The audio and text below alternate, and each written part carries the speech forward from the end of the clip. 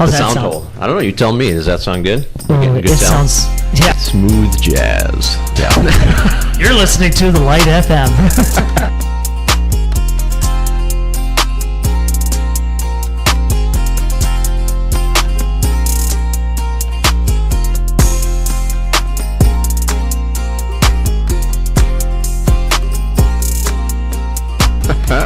All right, so let's start this thing. Hey everybody, Matthew Olmican here for Short Lane Egg Supply, and we're going to be doing a Short Lane Media podcast. And it's not Wade, but I tell you what, this guy, he knows his stuff. So this is Ryan Stockwell of Indigo Egg, but also you hail out of the Medford area. Mm-hmm, correct. And you do your own farming up there too, right? Yes, that's correct. See? So I don't know how this is going to necessarily work, because usually I don't have competition in the hairdo department in this room, this whole county. Yeah. So this is kind of a new one for me. Yeah, different county, so here we go. Well, that's okay. Cross county competition. Yeah. That's good. You're still king of Clark County. Yeah. And quite the competitive pool. We love you guys. All right, so the reason I brought you in here today is cat's out of the bag with carbon markets. Mm-hmm. They're all over the place. It was kind of considered a pipe dream several years ago, I would say. Now all of a sudden, program after program, offer after offer is getting rolled out. And it seems like there's a slew of different options. Right. I always thought that was kind of limited to just kind of like the corporations that wanted to kind of back them and fund them, especially like in the egg sector. You know, like Bayer's got one, Syngenta's got one, Land O'Lakes with Microsoft. Mm-hmm. They were kind of the first ones to come out with one, or a big one. Yeah, they're in the front group. Yeah, that's what I mean. Yep. And then all of a sudden, Indigo Egg pops up. Right. And for a while, it wasn't available in Wisconsin, but now it is. That's correct. Yeah. So I guess I wanted to hear more about this carbon market thing. Mm-hmm. So you can give a brief overview of like how it kind of works. Yep. And I guess I'd like to know, should Wisconsin farmers really be looking at Indigo Egg, especially for these carbon programs? Yeah. So I think to peel back the onion and to really start answering those questions, I think we have to start with some fundamentals. And that starts with the carbon market itself. Understanding, again, with every market, we have to start looking at the demand side. What is it that they want? And then once we know that, then we can start providing for that. And really the market goes to who can best provide or meet that demand. So when you look at carbon credits, the market demand is about finding ways to offset emissions or to increase carbon sequestration. Now, the beauty of a carbon market is it's one single market, right? So you think about carbon emissions. 1 ton of carbon dioxide emissions in Colby is worth the same thing as 1 ton of carbon dioxide emissions in Chicago, LA, wherever. It's all one atmosphere. So that really simplifies things. Like literally, physically, that's how it works out. Like it's not like this is like we're going to manipulate this market so that they're all the same. It's literally like you just said. Right. It's all going into the same atmosphere. Same atmosphere. And so that simplifies things tremendously compared to some other concepts that are coming along with ecosystem service markets. They do not have that basic simplicity to them. Mm-hmm. That is much more location specific. It's going to be exponentially more challenging for them to establish markets, but that's another conversation.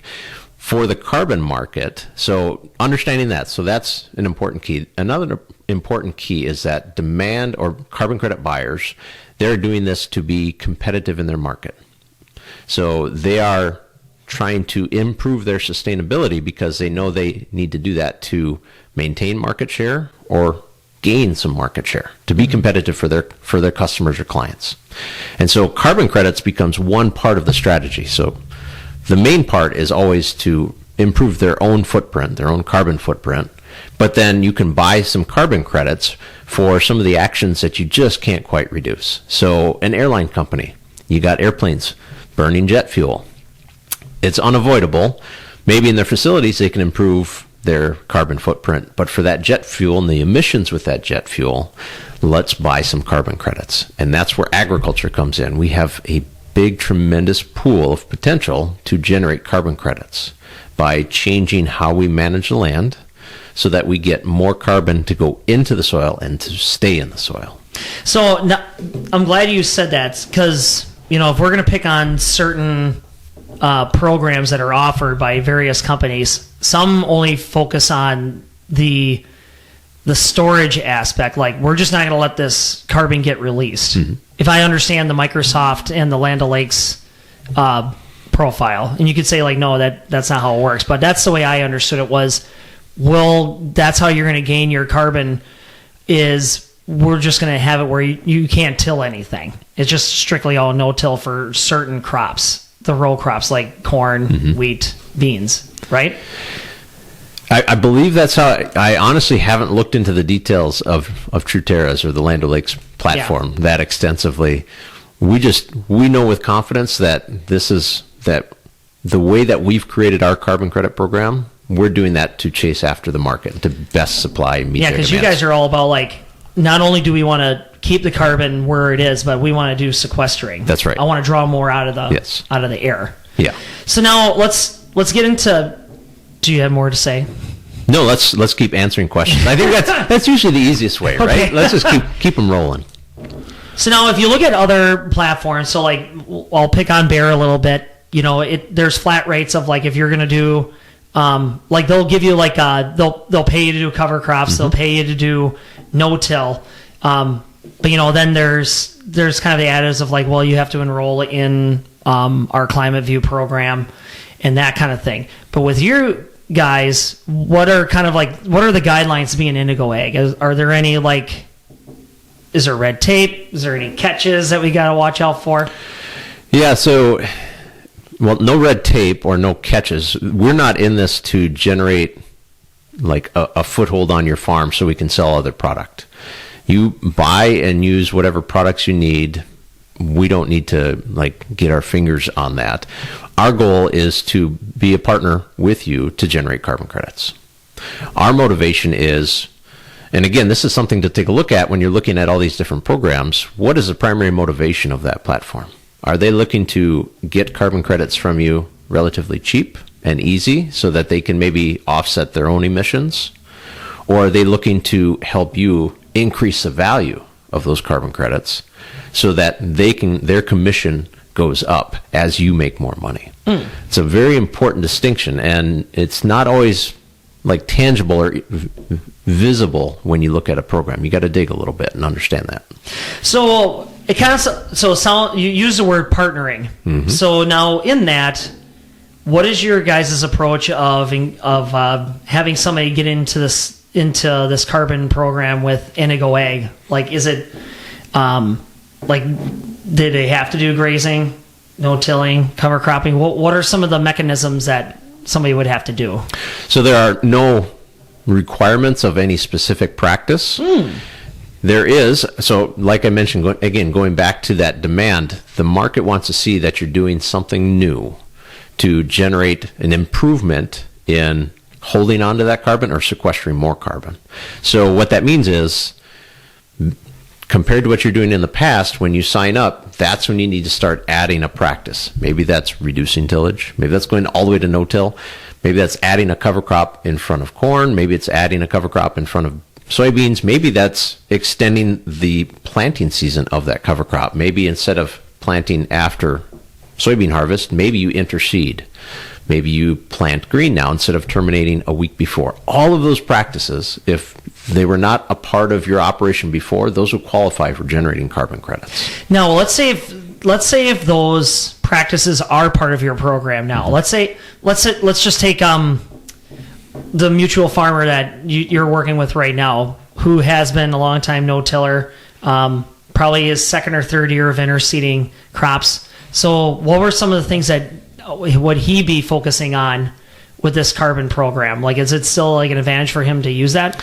Yeah, so the way to keep in mind here on the Indigo Ag platform is that we go field by field. So even if you've been doing no-till for 10 years on half your fields, you might have a bunch of fields where you've just started in the last year or two. Now that change, that additional carbon sequestering occurring there on those fields, that can credit. So you may have a long history with doing that, and probably for a lot of farmers, that's just dabbling around and just trying it out a little bit. Very few farmers went whole hog and have been doing it for 10 or 15 years. If you are, you're in the 1% of farmers out there.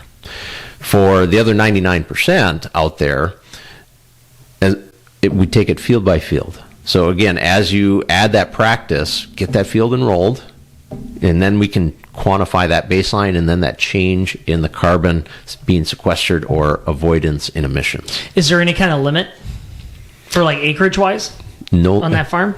No limit. So what we like to, in order to really help us be efficient, we ask that you operate at least 150 acres, but you don't have to enroll 150 acres.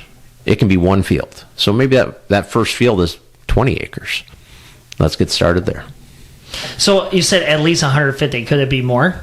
Absolutely. There's no ceiling to the number of acres. So if you're operating 20,000 acres, give us a call. Okay, so like here's another example. So like it kind of sounds like if you're kind of like, well, I chisel plow, it sounds like I can make some great gains with this carbon market if I add interseeding or I add another mechanism like I no-till a little bit here or there, or I do rye afterwards. Now, with somebody that is doing like these 1%ers, does that mean they would have to start saying like, well, I'm going to do, perennial forages or I'm going to do grazing? Would that count then too? Yeah, so that becomes the next step for not just for soil health, but then for generating carbon credits, because that soil health and carbon credits, those just go hand in hand, right? So if you've been doing the no-till and the cover crops for 10 years, yeah, the next step would be adding some perennials, adding the grazing. The question becomes, I think at that point, you're probably getting out ahead of a lot of the platforms and their capacity to quantify or to create the numbers for those practices.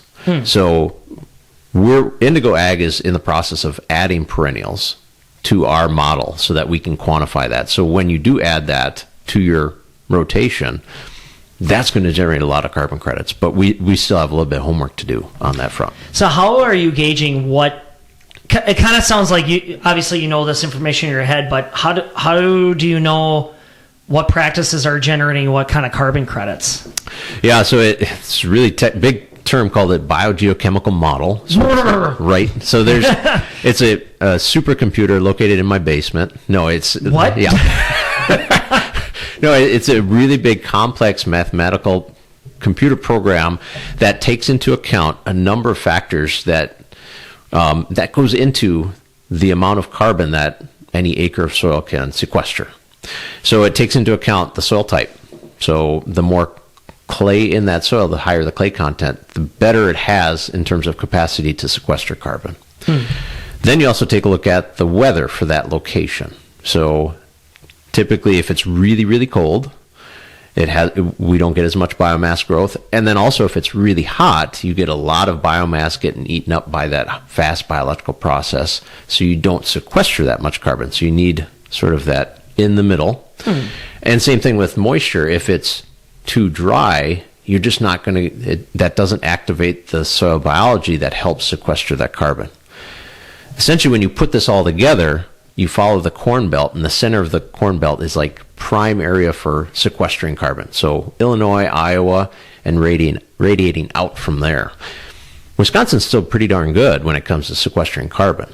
With the combination of climate and moisture and soils, we can do a pretty good job of sequestering some carbon. So it sounds like these matrices are pretty well measured. So like, is there follow-throughs? Like, do you go to these fields, one, to make sure the practices are done, and then is there like measurements or tests or sampling that you got to do? Yeah, so one of the distinctions of all the different carbon programs out there is the accuracy by which you measure that carbon. And currently there are no programs. There's one way that's really highly accurate, and that is to soil sample every acre. And that is really expensive, and it would eat up every bit of the carbon credit. So nobody does that. It's great because it's accurate, but again, it costs too much. So then everybody turns towards these models. It's because we don't have that cost. Now the problem there is you give up some accuracy. So what Indigo has done is we start with a base model, and then we do 5% random soil sampling. And that helps. 5%. 5%. So 5% of our acres enrolled will see some soil sampling. No cost to the grower. This is to help us ensure that our model not only is accurate, but then it trains itself, so it improves its accuracy over time by using that data. Interesting. And so that's an important distinction, because and again, not just for your own operation, you want to have a highly accurate number, right? Mm-hmm.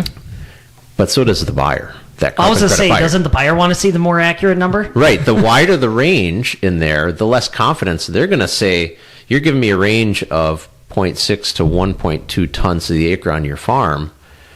Well, if it's potential that I'm only getting 0.6, that's what I'm going to pay for. Mm-hmm. And so the value of those credits, if they're not using some sampling, not improving their modeling, the value is going to decline over time. So that's something you're going to want to take a look at as you consider different platforms. So now, is there kind of like I know, and I've heard you talk about this before, and I've read this before, where it's like you don't go back to honor previous credits, because then that floods the market. And that was kind of like the old Chicago model. That's why it kind of fell on its face. So now, what is the time frame for Indigo? So do you get paid like a year by year basis, and then when I'm done? Is there a 10-year commitment, 6-year commitment? Is all the money up front, or is it at the back end? Yeah, so that question of payment, that's a really good question to take a look at. So the way that Indigo structures the payment is we consider each annual season a carbon crop. So just like your 2021 corn, 22 beans, sure, that's a crop. So we do the same thing with your carbon. So each season, we've got to gather some data about what practices you implemented that helps inform the model. And from the model, we can now quantify, okay, you generated X number of credits. We can then turn around after that's been verified by our third-party registry that we can now sell those to the buyers. Mm. So now once we sold those, we can start paying you out. And we have a vesting schedule to help accomplish that, let's say in 2021, Matt produced 10 credits. Yay! All right, making some money. So we have now sold those credits, and that means we want to pay you as much as we can up front, right? We want to incentivize that. We know that there's a process of adopting some of these practices. We know that you've got to update planters and drills and buy cover crop seed. Show me the money. And it's helpful, right? So what we do is we try to push that as much forward as possible. And yet, there's an incentive and an issue here that we need to also ensure that there's motivation that you maintain those practices over a number of years. Mm-hmm. Because if we incentivize you to do these practices, and in 22 Matt says, oh, I don't like cover crops anymore, and you plow it all over. Matt's going to say that? Matt's going to say that. Huh? Now where does that leave our carbon credit buyers? Because that carbon that just got sequestered in 21 has now left the soil and gone back into the atmosphere in 22, and that's called a reversal. So we have to do this balancing act. We need to incentivize as much as we can to get money to the growers, and yet hold back a little bit so that there's incentive to maintain that practice. So we have a vesting schedule that spreads out that payment over 5 years. So your 21 carbon credits, you'll get paid in 22 50% of the value. And then the next year is 20%, and then 10, 10, and 10. So it's spread out over 5 years. And then you can stack those. So if you've been doing this for 5 years in a row, you're at 100% of the value. Now, the way that Indigo structures our contract, it's a 5-year initial contract. Now, if for some reason it's not working out for you, we don't hold you to that, and we're not going to say, no, you've got to pay up or anything like that. People in suits won't show up in the middle of the night. No, that's right.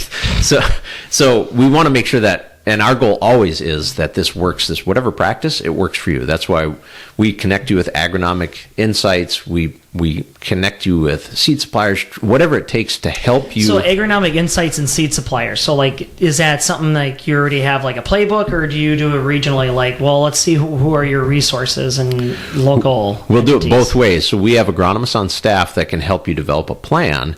But we also know that there's local knowledge, and we'll say, hey, go talk to those guys over at Short Lane because they know what they're doing. Aw.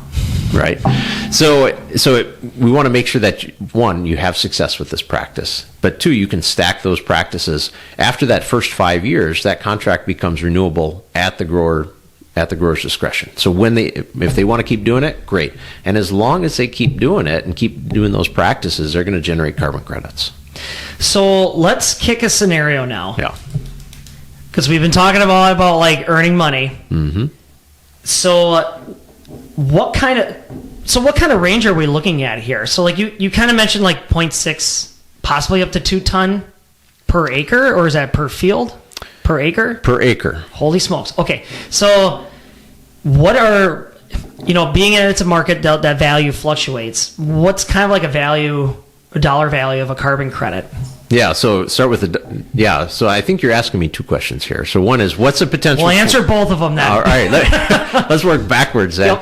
Yep. The market. So the carbon credit market right now, we're at $20 per ton to the grower, and we're going up. That demand, again, because of the value that we provide in the data and meeting that additionality, our value is going up pretty considerably for our carbon credits. They've gone up 30% in the last year in price. So we're seeing a good trend line here, and we're hoping that continues. All indicators are saying that will continue for a few years yet, where that price will go up. So we're pretty proud of that and pretty happy about that, because we know that's going to help signal to growers like, hey, this is worth your time. Mm-hmm. Now, your other question about what's the potential on your field, how many carbon credits can I generate? Again, it really depends on location, climate, soils, your baseline, what you were doing before, and then what new practices you're willing to implement now. Well, let's kick a scenario. Yeah. Are you ready? Okay. Here we go. Yeah. Here's little Matt. I'm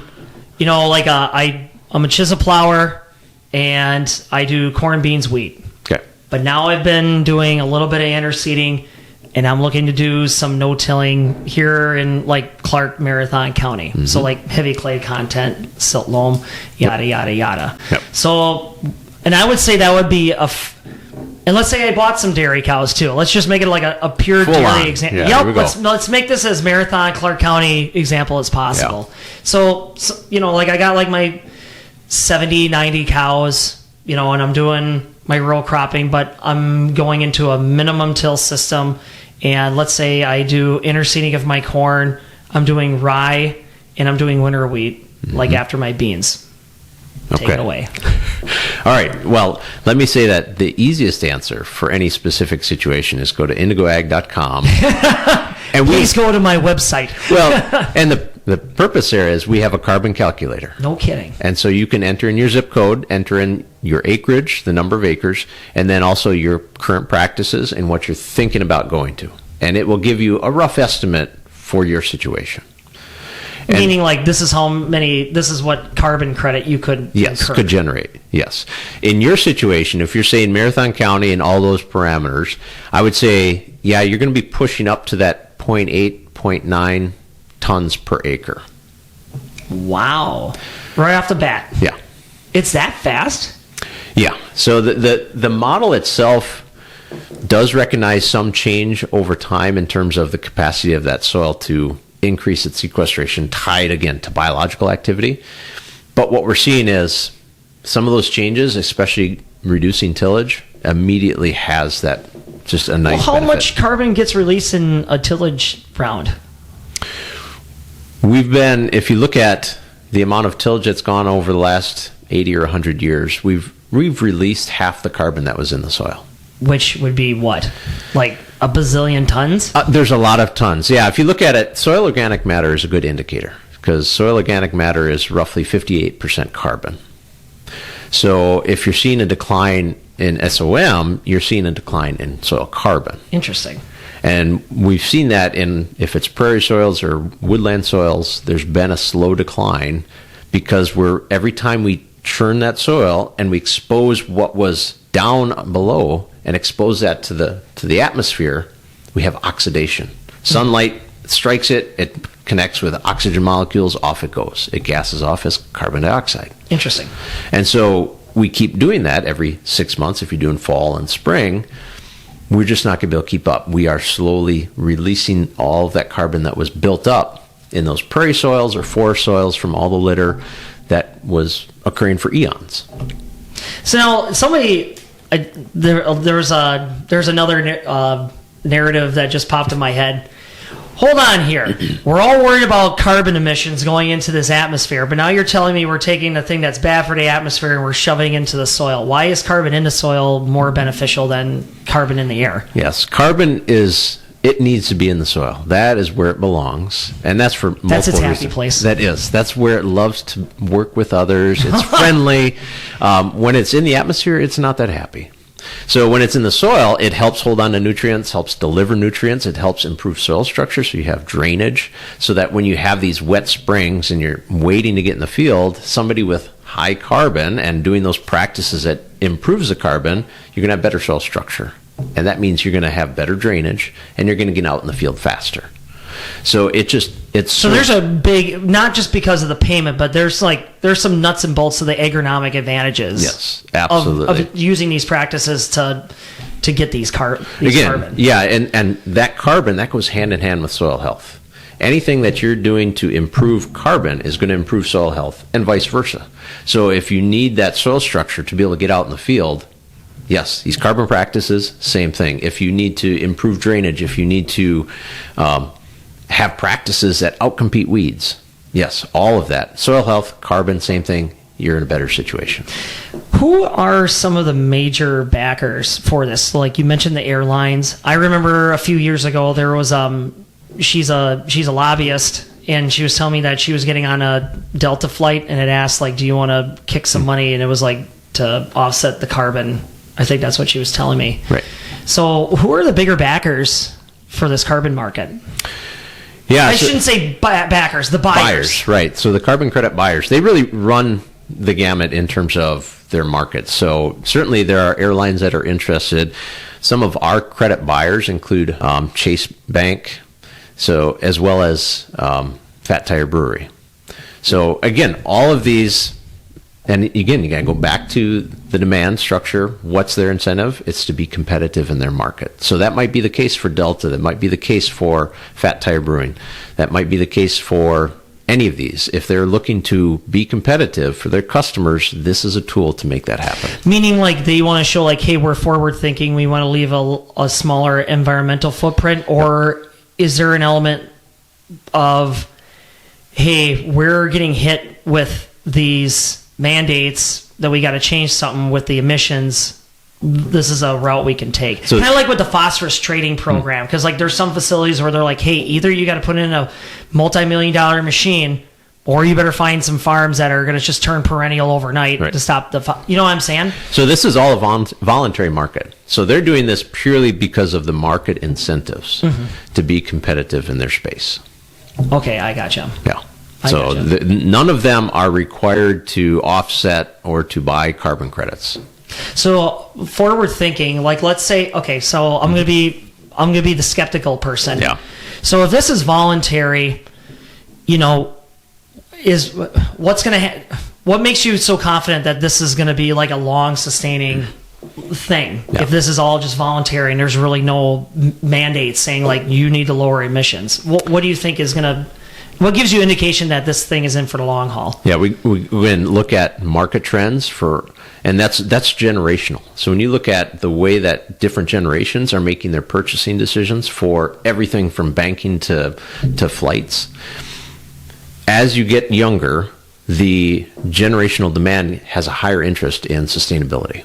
And so now, is that a global trend or is that like a North American? It's a global trend, and it's really strong in North America. Wow. And so we'll see that trend as these younger generations are getting into prime purchasing years. That means anybody trying to sell to the biggest market out there needs to be competitive for their dollars. I gotcha. So where's Fat Boy Brewery? Fat Tire? Fat Tire, out of New Belgium Breweries out of Colorado. Interesting. Yeah. I don't think I've ever had their stuff. You've never had a Fat Tire beer? I've seen it. Oh, come on. We got to take care of that. Yeah, I was we'll not solve ready that for here. this interview. We'll solve that sometime here, Matt. That's unacceptable. So so here's my next voice in my head. I'm very intrigued about this. Is this something that I should chew on? Like, go on your website, maybe I give you a call, and then I kind of weigh out my options? Or do you feel that there is an advantage to get on this now? I would say, go to indigoag.com, and that's where you can learn more about it. That's where you can also sign up. And again, we were talking earlier about that baseline versus the new practices. It is in your interest to sign up now. So as you're thinking about implementing some of these practices, so that sets your baseline as early as you can, and then everything that you change after that becomes a carbon credit. Oh, I see. Yeah, so you certainly, and I don't want to push anybody like, hey, sign up now. No, do your homework, but hurry. Well, I mean, that kind of makes sense. So let's say if I'm like, hey, you know what? Let's change up our aggressive tillage practice, and then we'll go to a minimum till system. That would count. So like, if you were already thinking that, that's why this would be advantage of like, hey, why not just let's sign up some acreage on this, because you're already changing the metrics. Or like I just talked to another gentleman this morning. You know, they tried 40 acres of interseeding, and they're like, I love this stuff. I want to do it on all my acres. So they're going to do it on all their corn acres. Prime candidates. That's what I mean. Yep. So like in that case, you're like, hey, listen, you already decided that you want to go this route. Yep. Why not take those fields to like another level for what you can pull for value? Yeah, that's right. Yeah, and then you're, like I said, you're setting that baseline early. So now that you've just changed, did 40 acres of interseeding, like I said, we can look back 2 years. So that fits in that window. Okay, we can get you credited from what you're doing. Maybe it's chisel plow to minimum till with interseed. Now all of that counts. Now, can somebody get really kind of cute with this, saying like, well, I've been no-tilling and interseeding, but I've never planted green before. Like I never, like no-till green, like into the standing crop and then kill it. Would that be considered a new practice? So anytime you can extend that season of that cover crop. So the real simple thing is the greener, the longer, the better, the more carbon. So nice and simple. So so if you go from terminating that cover a week before planting to now 3 weeks or 2 weeks after planting, that, especially the amount of growth that you get there, that's going to generate a carbon credit. Now, it's not going to be as much as if you go from full chisel plow to full no-till with interseeding, because obviously that gap is a lot bigger. But you're generating a carbon credit. I gotcha. Yeah. So now, how many years worth of like research and stuff did you guys put into this? There is a lot of research, not just by Indigo. There are a lot of entities out there. Well, I imagine you pulled it from a bunch of different areas. Right. So the base model that we use, we started with something that's already out there, and then we're building upon that. The science behind estimating carbon in various climates and scenarios and soils, that's all out there. But again, we continue to build that. We have our own research program. Again, to better understand, how do we improve this? How do we get a more accurate number? How do we help growers just do this more effectively? So how did you get involved with Indigo? They reached out, and they saw my work on crop insurance and policy. And so you're doing crop insurance stuff and farming. That's right. I was working on the policy front, so out in D.C. frequently. That's cool. Not really, no. Oh, no? No, crop insurance and policy is okay. It's a tough road. There's a lot of work involved, and it's very slow to see the changes occurring. So I saw an opportunity where the development of a carbon market, in my estimation, my book, that's a game changer. Like, this is something that hasn't been around, and if we do this right, we can send a very strong signal to growers to help them see the value of the good things that they can do. Well, not only that, but you're also giving the various industries a huge leg up to showcase that I understand what our byproduct here is not good for the atmosphere here, but at least we got our eyes set on like that on the agriculture front. That's like the most viable way to improve it. Right. It's a helpful strategy. And again, like you said, they've got that motivation. They need to solve this because that's where their market is going. And so we're giving them a tool to help them do that. to incentivize farmers to do this. Farmers have it, honestly, we have it probably pretty easy in terms of having a positive carbon impact out there. To be able to not just avoid emissions, but to sequester carbon, to actually pull carbon dioxide out of the atmosphere. We don't have any technology out there to do that. Farming is it. I was to say, they a few years ago, there was that in Britain. They had the machines, and they would barrel it. Like they literally sucked it out of the air and they threw it in I think it was just old oil drums, put it down, right? Yeah, just put it into the ground. But I think they just found out that it's actually counterproductive. It actually is costing them more energy. Most likely, right. Yeah, because that just came out just like a month ago. And I'm like, Yeah, right. So there are a couple of technologies where they literally try to pull it out of the air mechanically. Like you said, the cost right now, those carbon credits are going for $200-$300 a ton. And like you said, they have some other ramifications to them as well that makes you wonder, what is the true value of doing something like that? Whereas when we do it in farming, in agriculture, and we put that carbon back into the soil where it was to begin with, now we're talking about improving the productivity of the soil, giving farmers better field accessibility, solving some weed management issues. It just goes hand in hand. I gotcha. So you got involved in this like 5 years ago, 6 years ago? So I joined Indigo 2.5 years ago. Oh, 2.5 years ago. Yeah. And look at it, you just know everything about this. So is this something you've been following quite a while too before you got on Indigo? Yeah, so we, in the policy world, always watching what carbon markets could do. I see. And so when I saw that this was finally going to take off, this made sense for me to help put my effort into it and help move it forward. I gotcha. Yeah. I gotcha. So how many acres do you manage? But a little over 100 acres. That's enough because you're doing everything else, right? Right. So what are some of the things that you do on your farm? Yeah. Not to get invasive, but I'm just kind of curious. So 12 years ago, when I was farming small acreage, I went into no-till and covers. And so I saw the changes that happened on that soil. And I knew like this makes sense. Now, granted, being an innovator, that meant I had to make some lessons learned along the way, but now I know that. And so for anybody who's just thinking about it, just talk to those guys that have been doing it. Talk to Matt. He knows what he's talking about. And then you can do this without making some of those mistakes. It's just so much easier. And then 2 years ago, I bought the home farm. And then I've put it all into perennials just to help get through that process of going to no-till. Because we know that switch to no-till can be difficult. It can be a little stressful, especially for the corn. The beans are fine, but I was really thinking about the corn. So I thought, well, if I put it into perennials for a few years, that gets me through those first few years of going to no-till.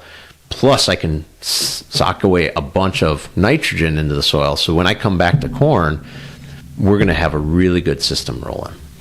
I gotcha. Yeah. And you're just up there in Medford. Just up in Medford, just on the county line in Dorchester. Yep. So now, so we're kind of getting towards the end. So Indigo full up and running in Wisconsin. Correct. And do you feel like there's kind of like a cap of how many acres you can pull from Wisconsin? Nope. The more acres, the better. We are seeing our demand for these carbon credits is far exceeding our supply of carbon credits. Oh, really? Right. And so that reality plus the reality of rising prices is a really strong signal that, hey, there's a great opportunity here to generate some additional income. I gotcha. So, and then you're statewide, right? Yep. Like you're the rep for the state? I'm not the rep. I work in a different segment of the company, but we have field staff who can help you get signed up and enroll in all of that. Well, I guess my next question is so to find out more, they can go to indigoag.com. Should they contact you as well? You can certainly feel free to contact me, and I can get you pointed in the right direction. R. Stockwell at indigoag.com. Okay, I gotcha. Yeah. Is there any other final sales? Well, I was kind of like what I was telling you before. Yeah. Like, Craig had like a webinar or Zoom meeting, Yeah. and it's just like all the questions being asked were just like snowball, amateur hour ones, and it just didn't really answer anything. Oh, that's frustrating. And then you walk away from it of like, well, it sounds like if I'm already doing all these great things, I'm not really going to get anything gained. There was a lot of it that just wasn't explained well. Right.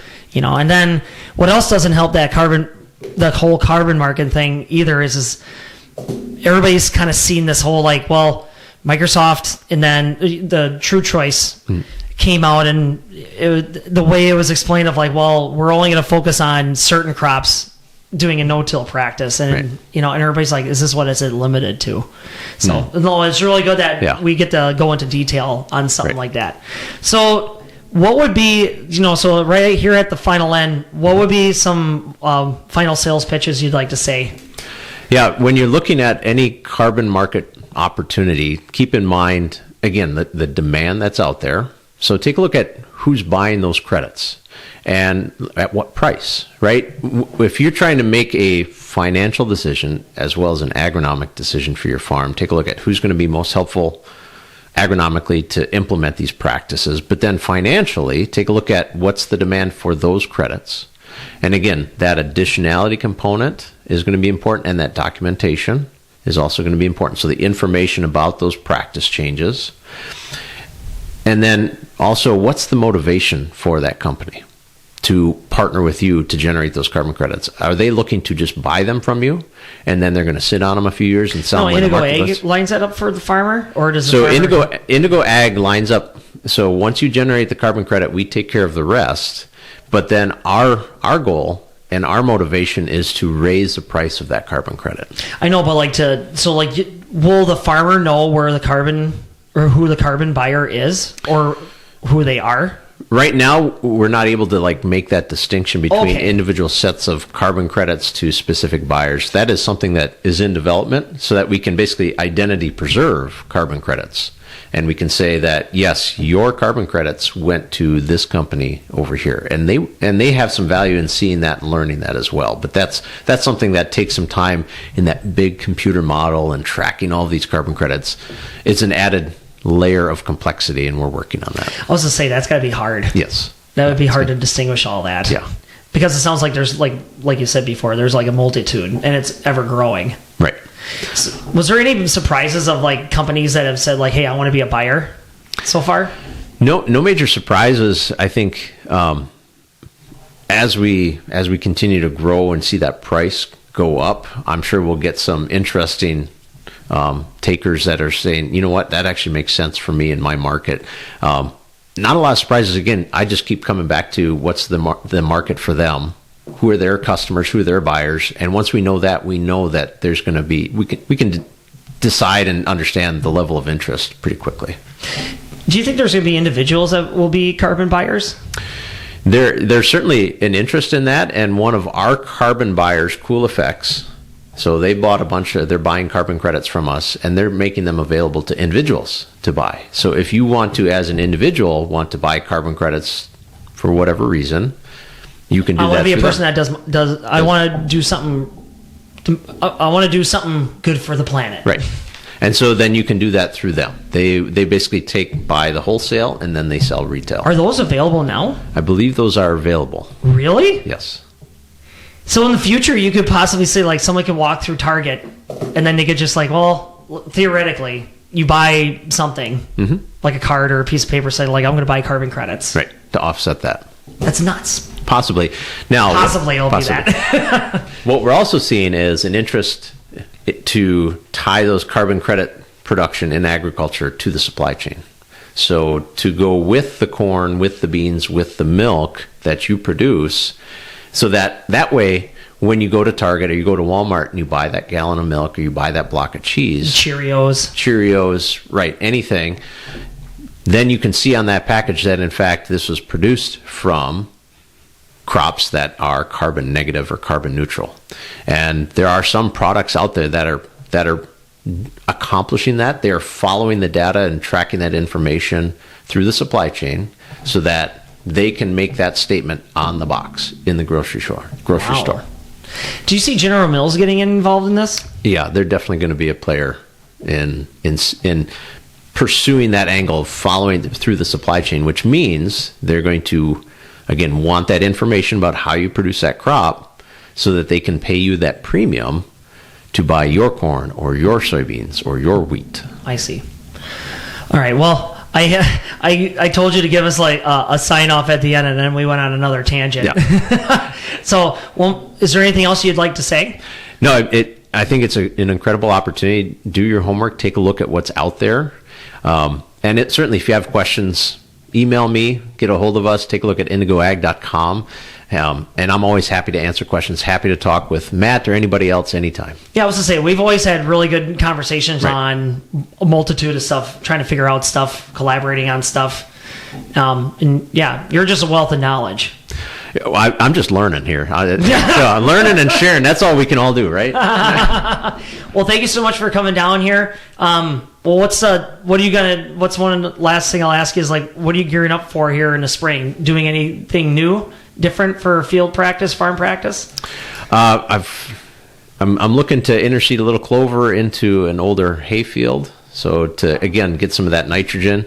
And so then I'm also going to start taking a look at different soil biological tests. I want to see what that can tell us about some of the activity going on in the field. So you can do like a Haney and all the other ones? Right. I want to start evaluating... C or whatever? Right. I want to start evaluating those to get a good sense of how much can they tell us about the activity going on, because again, we know so much of the nutrients that our crops need are predicated on the presence of that soil biology.